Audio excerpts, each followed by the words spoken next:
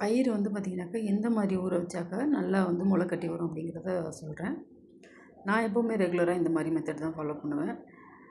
பயிர் வந்து பார்த்திங்கனாக்கா நாள் காலையில் வந்து ஊற வச்சுட்டு மறுநாள் காலையில் நீங்கள் வந்து வடிகட்டிட்டு நல்லா ஒரு 2, 3 தடவை வாஷ் பண்ணிவிட்டு இந்த மாதிரி ஒரு ஸ்ட்ரெயினரில் போட்டு வச்சுருங்க.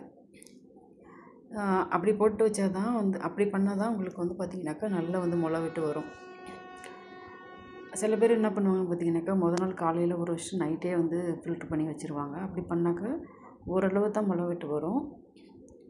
இந்த மாதிரி நாள் காலையில் ஊற வச்சுட்டு மறுநாள் காலையில் நீங்கள் எடுத்து அந்த மாதிரி ஸ்ட்ரெயினரில் போட்டு வைக்கும்போது பார்த்திங்கனாக்கா ரொம்பவே நல்லாவே வந்து முளை விட்டு வந்திருக்கும்.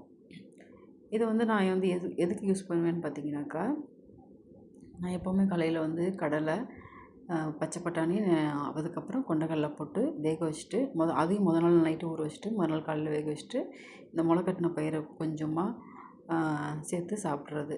ரெகுலராக இது மாதிரி ஒரு எடுத்துக்கிறது நான் எப்போவுமே. அதனால் வந்து அந்த பயிர் முளை கட்டின பயிர் வந்து தீர்ந்துருச்சு. அதனால் வந்து நான் வந்து ஊற வச்சுருந்தேன் நாள். இப்போ வந்து பார்த்திங்கனாக்கா ஓரளவுக்கு வந்து முளைக்கட்டி வந்துருச்சு. இது வந்து நான் மத்தியானம் இந்த வீடியோ எடுத்தேன். காலையில் வந்து வடிகட்டி வச்சுட்டு மத்தியானம் வந்து இந்த வீடியோ எடுத்தேன். ஓரளவுக்கு வந்திருக்கு. ஒரு 11 மணி போல் எடுத்தேன். ஓரளவுக்கு வந்திருக்கு. மறுநாள் வந்து எப்படி வந்திருக்குன்னு பார்த்திங்கனாக்கா இந்த அளவுக்கு நல்லாவே வந்திருக்கு, முளைக்கட்டி வந்திருக்கு.